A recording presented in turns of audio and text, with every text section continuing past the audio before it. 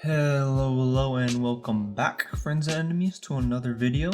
Today I want to do a bit more of an in-depth character analysis, and the subject on the chopping block today is our very own local Nurse Bendy, the lighthearted and a bit dim-witted nurse that assists children and adults alike. Now, when it comes to discussing Nurse Bendy, we have to address the elephant in the room. That being her demeanor, specifically the notable childlike demeanor that shows itself in her attitude and how she addresses others as well as refers to things. Some examples of this can be found in Season 3 Episode 4 alone, when she puts on a stereotypical housewife's outfit and refers to it as being adulty. She later refers to dinner as swallow time. The meal she prepares for her family of stuffed bears is food cakes with a side order of eat stew with a side of liquid wet drink. Also, during her prayers, she says "Dear God in Godland," not heaven like what you would expect a grown woman to say. These are just some examples. There's a lot more though throughout the series. The way that she talks is similar to that of a child. Even her apartment more closely resembles a little girl's room rather than one of a grown woman.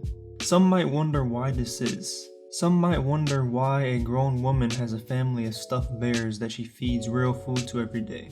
And this is because Nurse Bendy doesn't have any real family in her life. She is essentially all alone. She uses the bears to fill in the void in her life. She has a husband bear to fill the void of a man who genuinely cares for her. The majority of the men in her life view her as an object for their pleasure. They don't see her as a real person with feelings and thoughts.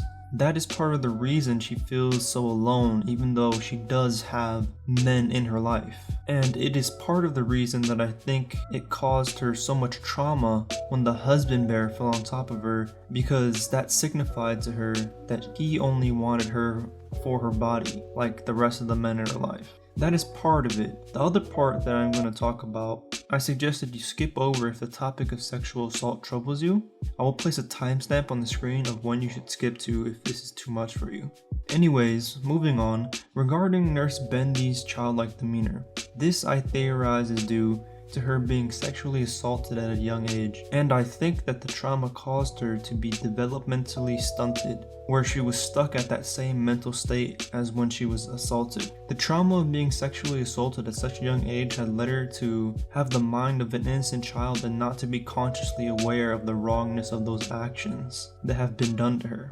We see her talk about how the principal of the school had her do a lot of adult things around the office, even when there was no school. We can infer that he was having her do sexual things for her, yet we don't see her distraught by being forced to do those things. This is likely due to her either disassociating while being forced to do these things, or from her not being consciously aware of what these actions really are and how they are not simple innocent things.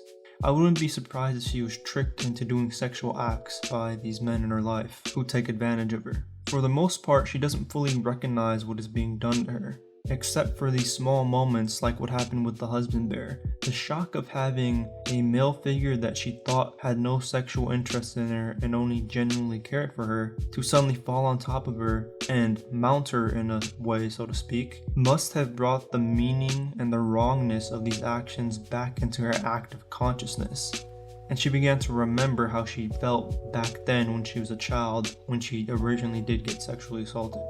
Speaking of children, we also have to address another elephant in the room, that being Joe, her son.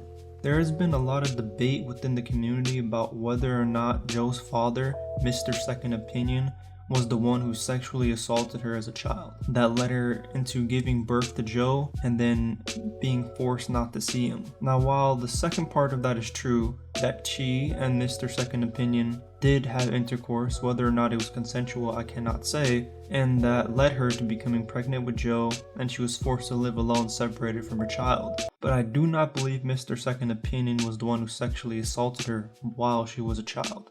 This is because, according to the creator himself, Nurse Bendy is 32 years old, and since Joe is 12 years old, that means she gave birth to him at age 20, so she was not a child when Mr. Second Opinion and her had sex. That misconception aside, let's talk about how Nurse Bendy uses her Sunny Bear to fill the void of having to live separately from her child. Mr. Second Opinion, Joe's father, had forced the mother and child to live separately.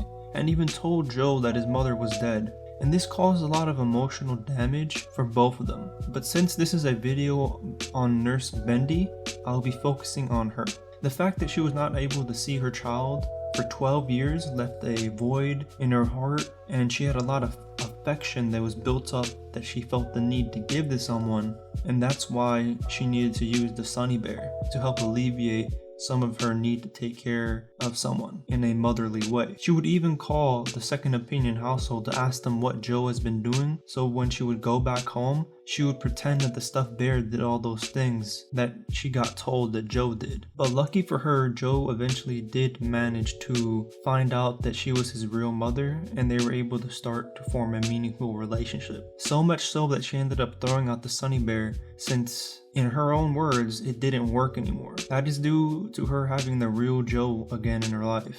This relationship between the two helped alleviate some of her emotional trauma regarding the situation, and we do end up seeing her smile and spend time with Joe again later on in the series, although it is just in the background. It shows that she now has a person in her life that sees her as a person who has their own thoughts and feelings, a person who doesn't see her as an object, a person who does genuinely care for her. So in the end, Nurse Bendy is a nice character that had some horrible actions done to her over the years, and that caused a lot of trauma that affected her life and mental state for years. But at least we get to see her beginning to form a healthy relationship that will help her foster healing for both her and her child. So I hope you guys enjoyed the video. If you did, it would mean a lot to me if you left a like on it. I'd also like to take this opportunity to show off some fan art that was made by Sasha that was posted in the Discord. A big thanks to them for going through the trouble of making this for me. It means a lot. And if any of you want to join the Discord for yourselves, I'll be linking the invite in the description below. It's also posted on the channel. I just recently made it, so I hope to see you guys there. And make sure to subscribe if you are new to the channel, as always. And until next time, I will see you.